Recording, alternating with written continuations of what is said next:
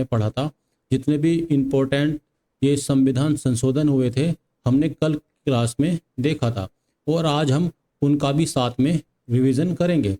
हम जब भी कोई अगली क्लास लेंगे उसमें हम क्या जानेंगे, पीछे की जो क्लास होगी उसका भी हम क्या करेंगे, रिवीजन करेंगे। तो देखिए आज हम अनुसूचियों के बारे में पढ़ते हैं। तो सबसे पहले जो अनुसूची हमारा 26 जनवरी 1949 को क्या हुआ था, मूल संविधान का हमारा निर्माण हो गया था। तो पहला क्वेश्चन तो यही बन जाता है हमारा, मूल संविधान का निर्माण कब हुआ था, तो 26 जनवरी 1949 को हुआ था। तो जो मूल संविधान था इसमें कितने भाग हैं, 22 भाग है। 395 क्या है इसमें, अनुच्छेद है, और 8 क्या है इसमें, अनुसूचियां हैं। तो मूल संविधान में 22 भाग थे, 395 अनुच्छेद थे और 8 अनुसूचियां थी। वर्तमान में कितने भाग हैं, तो वर्तमान में 25 भाग हैं, 465 प्लस अनुच्छेद हैं और 12 अनुसूचियां हैं। तो अब क्वेश्चन पूछ सकता है वर्तमान में कितनी अनुसूचियां हैं, तो वर्तमान में 12 अनुसूचियां हैं। देखिए प्रथम अनुसूची क्या है, जो पहली में है हमें याद रखना है भारत संघ और उसके राज्य क्षेत्र। ठीक है, भारत के संघ और उसके राज्य क्षेत्र, ये क्या थे, हमारी प्रथम अनुसूची थी। अभी हमारे साथ लास्ट तक बने रहिएगा, देखना आपको 12 की 12 अनुसूचियां अभी याद हो जाएंगी हाथों हाथ। तो पहले में क्या था, भारत के संघ और उसके राज्य क्षेत्र। दूसरी अनुसूची में क्या है, पेंशन और भत्ते हैं, यानी उनके पेंशन और भत्ते यानी सैलरी से संबंधित है। उसके बाद क्या लेगा आप अपना, शपथ लेगा। आप ज्वाइनिंग कब करोगे अपनी, जब आपको किसी चीज़ की सैलरी के बारे में पता चलेगा, तभी तो आप शपथ लेके उसकी ज्वाइनिंग करोगे। तो सबसे पहले जो अनुसूची थी उसमें संघ और उसके राज्य थे। दूसरी में उसके पेंशन और भत्ते। तो पेंशन और भत्ते किसके, राष्ट्रपति के हैं, लोकसभा के अध्यक्ष के हैं, और इसमें उपाध्यक्ष के हैं, राज्यसभा के सभापति हैं, उपसभापति हैं, सुप्रीम कोर्ट और हाई कोर्ट के जज हैं और कैग हैं। इनके क्या है, वेतन और भत्ते हैं।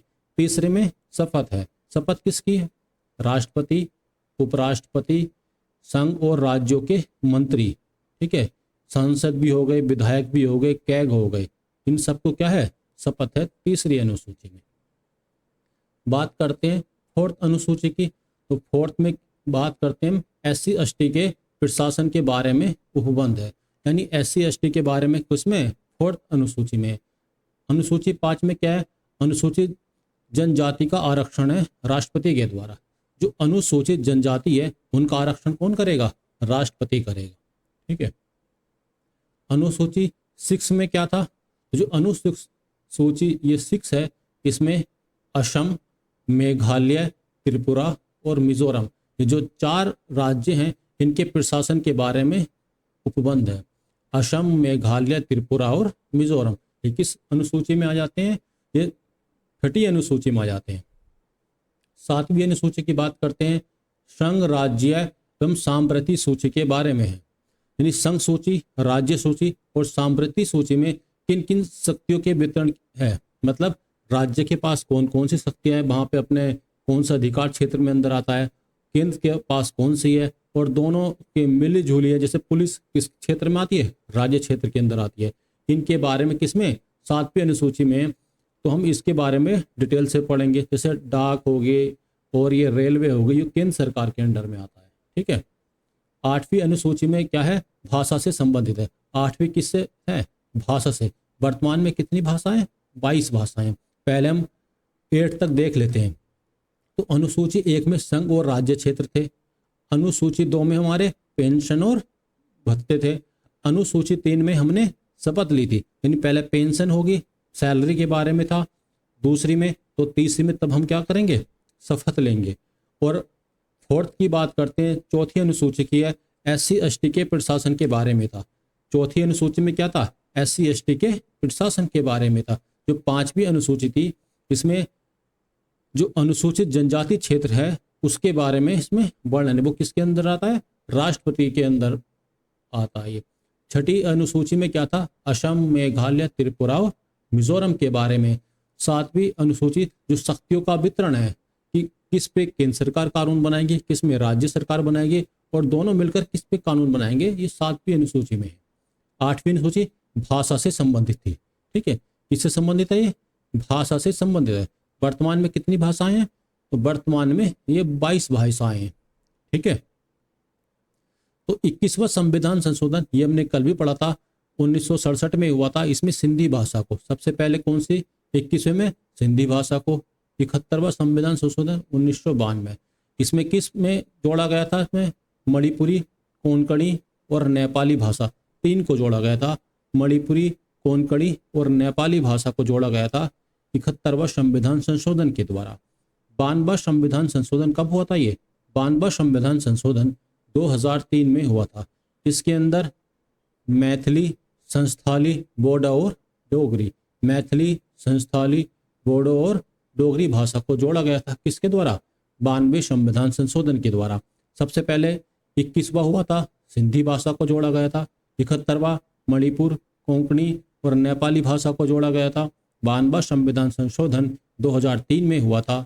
इसमें मैथिली, संस्थाली, बोडो और डोगरी भाषा को जोड़ा गया था। बात करते हैं 9वीं अनुसूची की। तो 9वीं अनुसूची जो पहला संविधान संशोधन 1951 के तहत जोड़ी गई थी। तो 9वीं अनुसूची को कब जोड़ा गया था? जो प्रथम संविधान संशोधन हुआ था 1971 के तहत इसमें जोड़ा गया था। और ये भूमि सुधार से भी संबंधित है। और किससे संबंधित है? ये भूमि सुधार से संबंधित है। जो 10वीं अनुसूची की बात करते हैं, ये किससे संबंधित है? तो 10वीं अनुसूची जो है हमारी ये दल बदल से संबंधित है। और ये 52वें संविधान संशोधन 1985 के तहत जोड़ी गई है। तो 10वीं अनुसूची थी, 52वें संविधान संशोधन 1985 के तहत जोड़ी गई है और ये दल बदल कानून से संबंधित है।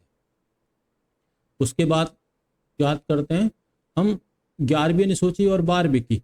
तो 11वीं अनुसूची में ग्राम पंचायत, 11वीं में ग्राम पंचायत याद रखना, जैसे 11 जैसे ग्राम पंचायत। 12वीं अनुसूची में था नगर पंचायत, 12वीं में नगर पंचायत, जैसे 11 जैसे ग्राम पंचायत। 12वीं में नगर पंचायत, इसमें जो ग्राम पंचायत थी इसमें 73वां संविधान संशोधन 1992 के तहत इसको जोड़ा गया है। और इसमें कितने विषय हैं? 29 विषय हैं। 11वीं अनुसूची को 73वें संविधान संशोधन 1992 के तहत जोड़ा गया है, तो इसमें 29 विषय हैं। 12वीं अनुसूची में नगर पंचायत को इसमें 18 विषय हैं। ये 74वें संविधान संशोधन 1973 के तहत इसमें जोड़ा गया है। ठीक है, आइए दोस्तों एक बार फिर से इसका रिवीजन कर लेते हैं। पहली में क्या था? हमारा संघ और राज्य क्षेत्र था। दूसरे में हमने सबसे पहले क्या था? हमारे पेंशन और भत्ते थे। तीसरी अनुसूची में हमारी शपथ थी। फोर्थ में SC ST के उपबंध के बारे में जाना था।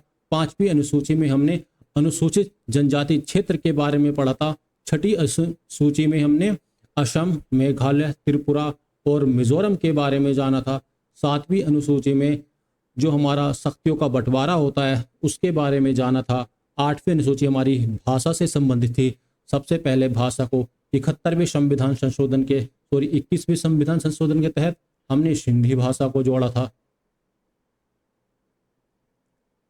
71 में हमने कोंकणी, मणिपुर और नेपाली, कोंकणी, मणिपुर और नेपाली भाषा को जोड़ा था।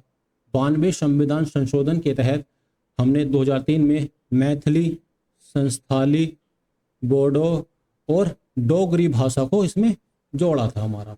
9वीं अनुसूची किससे संबंधित थी? 9वीं अनुसूची थी भूमि सुधार से। 9वीं अनुसूची किससे थी? भूमि सुधार से संबंधित थी। और प्रथम संविधान संशोधन जो हुआ था, फर्स्ट संविधान संशोधन जो हुआ था ये 1951 में। ठीक है, 9वीं अनुसूची भूमि सुधार से संबंधित थी। और जो पहला संविधान संशोधन हुआ था 1951 में हुआ था। 10वीं अनुसूची किससे थी? ये दल बदल से। 10वीं में दल बदल से संबंधित थी। 85वां संविधान संशोधन दल बदल में था 52वां संविधान संशोधन 1985। 52वां संविधान संशोधन 1985 ये किससे था? ये दल बदल से संबंधित था। उसके बाद हमने पढ़ा था 11वीं अनुसूची, जैसे ग्राम पंचायत। 11वीं में क्या था? ग्राम पंचायत थे, इसमें 29 विषय थे। 12वीं में नगर पंचायत, इसमें कितने थे? 18 विषय थे।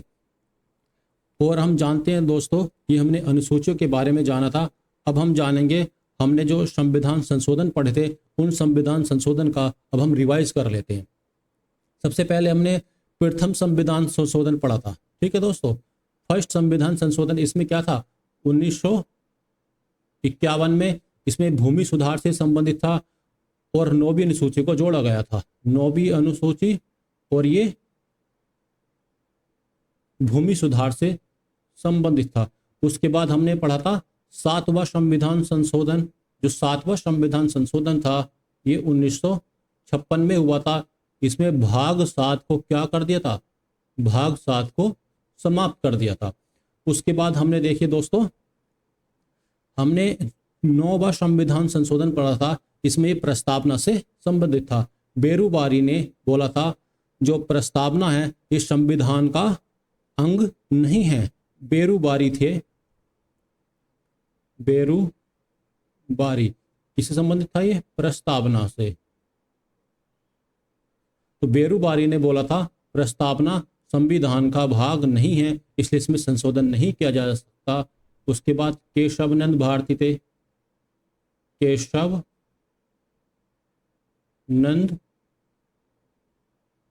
भारती। तो केशवनंद भारती ने 1973 में प्रस्तावना को संविधान का भाग बताया था, प्रस्तावना को संविधान का भाग बताया था, इसलिए इसमें संशोधन किया जा सकता है। उसके बाद हमने 10, 12 और 14 यानी 14 को पढ़ा था। 10वें में दादाजी थे, दादर और नगर हवेली। दूसरे में दादाजी कहाँ गए थे, गोवा गए थे, गोवा और दमन द्वीप के बारे में था। 14 में पुंदुचेरी